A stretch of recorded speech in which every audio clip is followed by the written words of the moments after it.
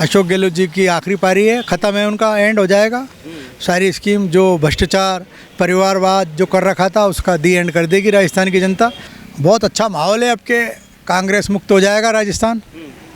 Congress CM का deputy CM भी नहीं रहे, मंत्री का कोई दर्जा नहीं था, उन्होंने कोई टोक में काम नहीं किया। कांग्रेस दंगा कराती थी, वो मोदी के नाम से, बीजेपी के नाम से, आरएसएस के नाम से डरा के मुसलमानों का वोट लेती थी। राम राम साहब, स्वागत आपका न्यूज़ 31 इंडिया पर। मैं हूं रजत शर्मा।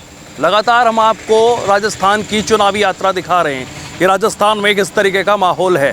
और यहाँ के जो बीजेपी की अगर हम बात कर ले तो बीजेपी का लग रहा है कि अब की बार पलड़ा भारी हो सकता है। अभी मैं मौजूद हूँ टोंक विधानसभा में, जो कि एक हॉट सीट कही जाती है। सचिन पायलट यहाँ से विधायक हैं, एक बार फिर नामांकन भर चुके हैं। और दूसरी तरफ अजीत सिंह मेहता हैं। अजीत सिंह मेहता का आज कार्यालय का उद्घाटन है और यहाँ पर आए हैं सोहेल हिंदुस्तानी। नाम तो आपने सुना होगा। सोहेल हिंदुस्तानी मेरे साथ मौजूद हैं, बीजेपी के नेता हैं। इनसे बातचीत करेंगे कि आखिरकार किस तरीके का माहौल इनको लग रहा है और क्या राजस्थान को अब की बार बीजेपी का मैनिफेस्टो मिलने वाला है। सीधा बातचीत करेंगे और जानेंगे। बहुत बहुत स्वागत आपका न्यूज़ 31 इंडिया पर। हाँ, नमस्कार। नमस्कार।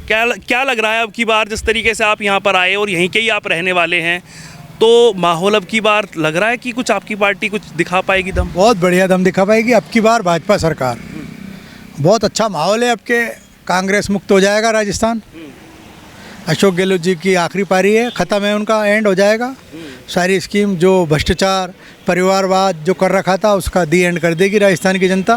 भारतीय जनता पार्टी को क्लियर मेजोरिटी मिलेगी। और यहाँ से भी सचिन पायलट साहब की उड़ान ख़त्म हो गई। अजीत मेहता जी को टिकट दिया। ये लोकल हैं, टोंक के रहने वाले हैं। मैं भी आई हूँ, दिल्ली से इसलिए आया हूँ। और सब देश के कोने कोने जो कार्यकर्ता हैं जगह जगह से वहाँ आए। मेहता जी का आज कार्यालय का उद्घाटन है। कल इन्होंने फार्म भरा था और ये अजान भी गवाही दे रही है।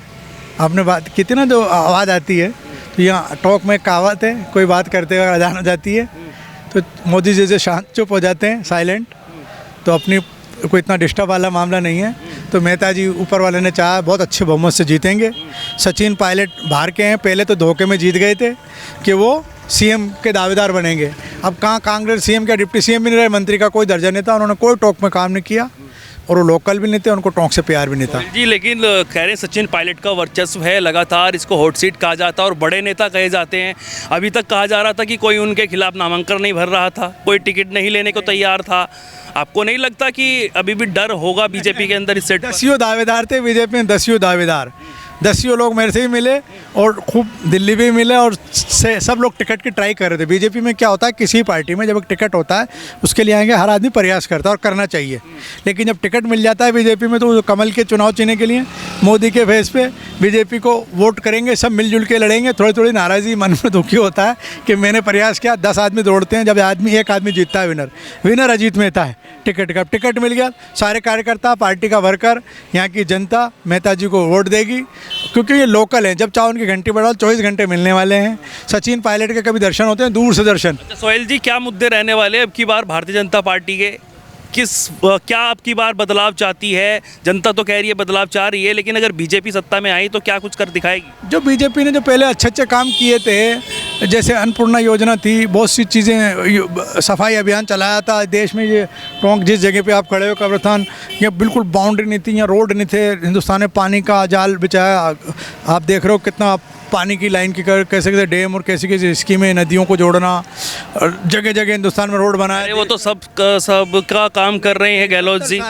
70 साल में जो ये काम नहीं होते हिंदुस्तान में, 60 साल में दूसरी सरकारों के राज, 7 साल में, जो 9 साल में मोदी सरकार ने जो काम किए हैं, देश को दंगा मुक्त, आतंकवाद मुक्त, भ्रष्टाचार मुक्त, परिवार मुक्त, और देश के अंदर रोडों का जाल, पानी का जाल, बिजली की। मैं एक बात कहूँ आपसे, जब हम जनता के बीच जाते हैं और आपके समुदाय के लोग वहाँ पर मिल जाते हैं तो वो ये कहते हैं कि सबसे ज़्यादा गुंडागर्दी और हिंदू मुसलमान जो है आपकी सरकार भाजपा कर रही है। उन पर क्या जवाब? ये बिल्कुल झूठी बातें, झूठे वादे, झूठे इल्ज़ाम होते हैं।